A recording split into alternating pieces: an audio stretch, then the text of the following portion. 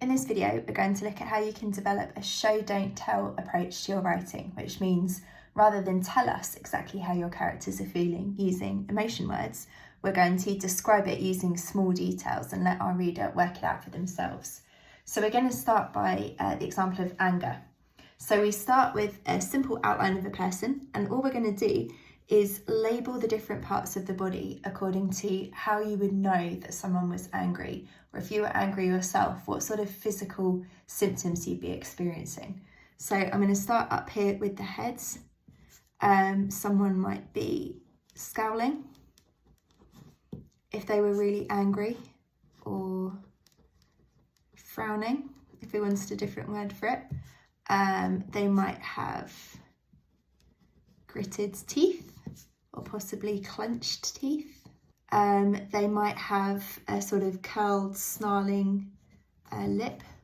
If we move down to the arms and the body, think about things that you would do or you would feel if you were really angry. So you might have clenched fists.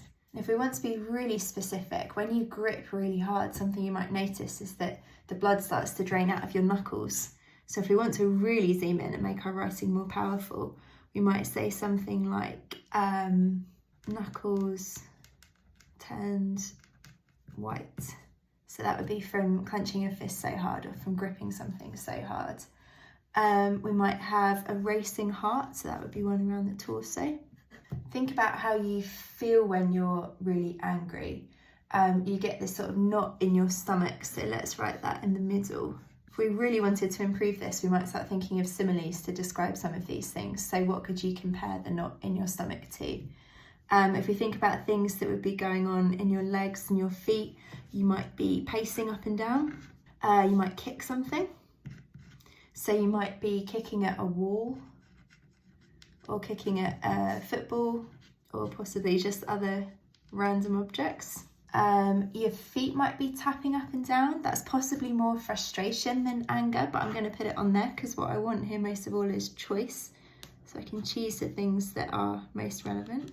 So you might be tapping feet. Any other things we can think of? Sometimes when you're angry, we talked about kicking at the wall, you might be like ripping things up or breaking things that you're holding. So let's try and think of a really specific example here.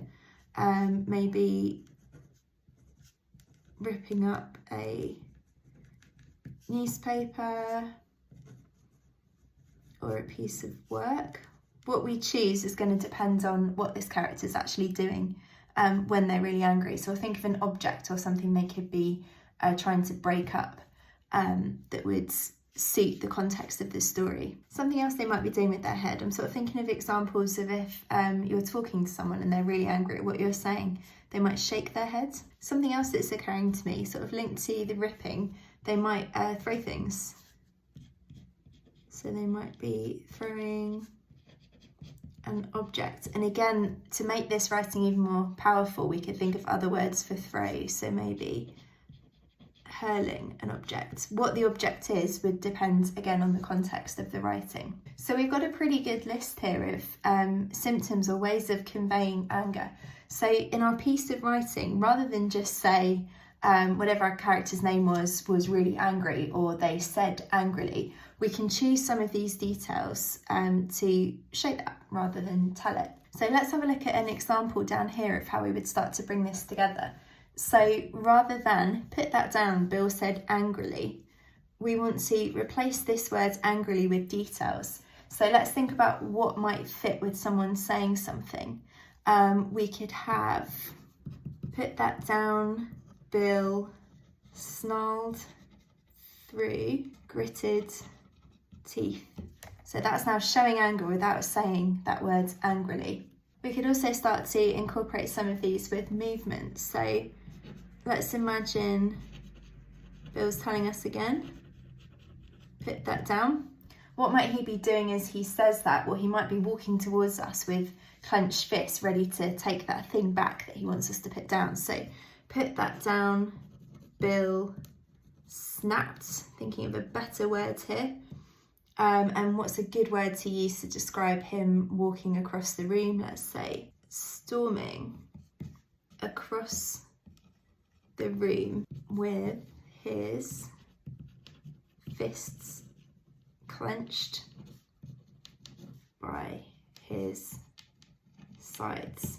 So there's just two examples we've come up with, both of which I think we can agree are better than this first sentence, where we're using some of these details to help us show the anger rather than use that word angrily. So let's have a go at one with a different emotion. So choose an emotion other than anger. You could go with excitement, you could go with happiness or joy.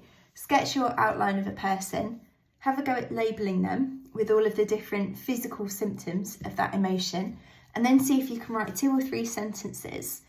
Could use dialogue, could just be a description of that person doing something, and see if you can use some of these physical symptoms to avoid saying or naming your emotion.